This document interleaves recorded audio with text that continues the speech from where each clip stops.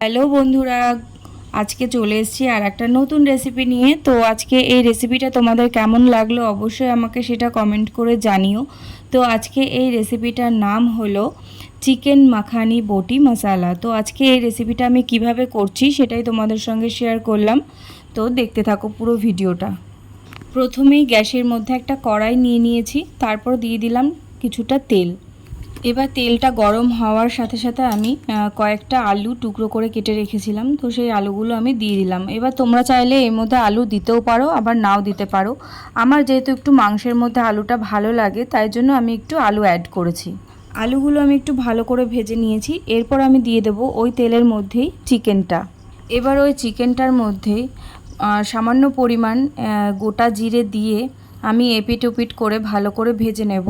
আর চিকেনটা যাতে একটু ভালো করে সেদ্ধ হয়ে যায়, আমি যার কারণে একটু ঢাকনা দিয়ে ঢেকে দিয়েছিলাম। 2-3 মিনিট ঢাকার পরে আমি আবার ঢাকনাটা তুলে নিয়েছি। তো চিকেনটা দেখো এরকমভাবে দুই সাইডই কিন্তু ভালোভাবে সাদা সাদা হয়ে সেদ্ধ হয়ে গেছে। তো আমি এখন বেশি সেদ্ধ করব না চিকেনটা, তো এইভাবে আমি চিকেনটা হালকা করে ভেজে নেব। চিকেনটা কিন্তু মোটামুটি সিদ্ধ হয়ে গেছে। তো এবার আমি চিকেনটাকে নামিয়ে নেব। এরপর আমি ওই তেলের মধ্যে কিছুটা গোটা গরম মশলা আর তার সাথে কিছুটা গোটা গোলমরিচ দিয়ে দেব। এবার দুটো মাঝারি সাইজের পেঁয়াজ এর মধ্যে দিয়ে দেব। পেঁয়াজটাকে একটু হালকা করে ভেজে নেব। আর দিয়ে দেব আদা আর রসুন কুচি। এবার দেব কয়েকটা লাল লাল পাকা কাঁচা লঙ্কা। আর দেব একটা মাঝারি সাইজের টমেটোর থেকে আমি বীজগুলো বার করে নিয়েছি। এবার 3-4 মিনিট একটু এইভাবে নাড়াচাড়া করে নেব। এবার দেব কিছুটা পরিমাণ নুন। তোমরা চাইলে এখনই পুরোপুরি নুনটা দিয়ে দিতে পারো স্বাদ অনুযায়ী। আমি এখন সামান্য পরিমাণ নুন দিলাম, আবার কিছুটা পরে দেব। এবার আমি পুরো মশলাগুলো একটু সিদ্ধ হওয়ার জন্য 2-3 মিনিট ঢেকে রেখে দেবো। 2-3 মিনিট পর ঢাকনাটা তুলে আমি আবার কয়েকটা কাজু বাদাম এর মধ্যে দিয়ে দেবো। খেয়াল রাখতে হবে মশলাগুলো যাতে না পুড়ে যায়। আমি একটু ভালো করে ভেজে নিয়ে তারপর একটা গাঢ় পেস্ট তৈরি করে নেব। মশলাগুলো পেস্ট করার আগে অবশ্যই মশলাগুলো ভালো করে ঠান্ডা করে নিতে হবে। এবার কড়াইয়ের মধ্যে একটু বেশি করে সর্ষের তেল দিয়ে দিতে হবে, আর তার মধ্যে দিয়ে দিতে হবে গোটা গরম মশলা ফোড়ন। এবার দেব কুচি করে কেটে রাখা একটা বড় সাইজের পেঁয়াজটা একটু হালকা নাড়াচাড়া করে এরপর আমি দিয়ে দেব সামান্য পরিমাণ নুন। তো আমি যেহেতু আগে নুনটা একটুখানি দিয়ে দিয়েছিলাম ভাজা মশলার মধ্যে, তাই জন্য এখন নুনটা আর একটু কম দিলাম। পেঁয়াজটা যখন হালকা হালকা ভাজা হয়ে যাবে, এরপর আমি এর মধ্যে দিয়ে দেব কিছুটা গুঁড়ো মশলা। তো গুঁড়ো মশলার মধ্যে আমি দিয়েছি হলুদ গুঁড়ো, জিরে গুঁড়ো, ধনে গুঁড়ো আর কাশ্মীরি লঙ্কার গুঁড়ো। গুঁড়ো মশলাগুলো দেওয়ার পর আমি গ্যাসের আঁচটাকে একদম কমিয়ে নিয়ে তারপর আমি 2-3 মিনিটের জন্য মশলাগুলোকে একটু কষিয়ে নেব। মশলাগুলো হালকা কষানো হয়ে গেলে এবার পেস্ট করে রাখা সেই ভাজা মশলাটা আমি এর মধ্যে দিয়ে দেব। আর বাটিটা ধুয়ে সামান্য পরিমাণ জল দিয়ে দেব।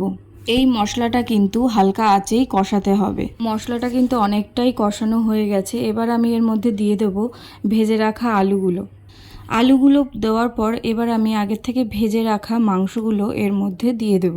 মাংসটাও দেওয়ার পর এবার মাংসগুলোকে ভালো করে আবার কষিয়ে নিতে হবে। এইভাবে হালকা আছে মাংসটা কিন্তু করতে হবে। আর দেখো মাংসটা থেকে কিন্তু ভালো করে তেলটাও ছেড়ে দিয়েছে আর কালারটা কিন্তু দারুণ এসছে। আমি এর মধ্যে 3-4টে কাঁচা লঙ্কা দিয়ে দিয়েছিলাম, যেহেতু বাড়িতে বাচ্চারা খাবে ওর জন্য ঝালটা একটু কম দিয়েছিলাম। আর কাঁচা লঙ্কাটা কিন্তু আমি এমনি গোটা গোটা একটু দিয়ে দিয়েছিলাম এর মধ্যে। আর কালারটা কিন্তু দারুণ এসছে। মাংসটা কিন্তু বেশ খানিকটা কষানো হয়ে গেছে। এবার একটা বড় চামচের 1 চামচ টক দই নিয়ে ভালো করে ফেটিয়ে আমি এই মাংসটার মধ্যে দিয়ে দেবো। টক দই দেওয়ার পর মাংসটা ভালো করে নাড়াচাড়া করে এবার আমি 3-4 মিনিটের জন্য মাংসটা ঢেকে রেখে দেব। দেখো মাংসটা থেকে কিন্তু ভালো তেল ছেড়ে দিয়েছে আর মাংসটা কিন্তু কষানোও হয়ে গেছে। এবার কষানো মাংসটার মধ্যে সামান্য পরিমাণ জল দিয়ে দিয়েছি। তোমরা চাইলে জল দিতেও পারো, আবার নাও দিতে পারো। আমি সামান্য পরিমাণ একটু জল দিয়ে দিয়েছি। জলটা দেওয়ার পর আবার আমি 2-3 মিনিটের জন্য ঢাকা দিয়ে রেখে দেব। 2-3 মিনিট পর আমি কিন্তু ঢাকনাটা তুলে নিয়েছি আর দারুণ একটা গন্ধ বেরোচ্ছিল।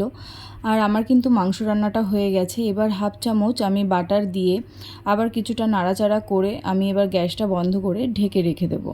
তাহলে বন্ধুরা আজকে কিন্তু চিকেন মাখানি বটি মশলা এই রেসিপিটা কিন্তু আমার পুরোপুরি তৈরি হয়ে গেছে। আর এই রেসিপিটা তোমাদের কেমন লাগলো অবশ্যই আমাকে কমেন্ট করে জানিও। আর হ্যাঁ, তার আগে তোমাদেরকে একটা কথা বলি, আজকে আমার এই চ্যানেলে যারা যারা প্রথম রয়েছে তারা অবশ্যই আমার চ্যানেলটাকে সাবস্ক্রাইব করে দিও আর পাশে থাকা বেল আইকনটা অবশ্যই প্রেস করে দিও। আর যারা যারা ফেসবুক থেকে আমার এই রান্নার ভিডিওটা দেখছো তারা তারা অবশ্যই আমার প্রোফাইলটাকে ফলো করে দিও। তো আজকের মতন টাটা, সবাই ভালো থেকো, সুস্থ থেকো। আর হ্যাঁ, নতুন আর একটা রেসিপি নিয়ে তোমাদের সঙ্গে আবার খুব তাড়াতাড়ি দেখা হচ্ছে।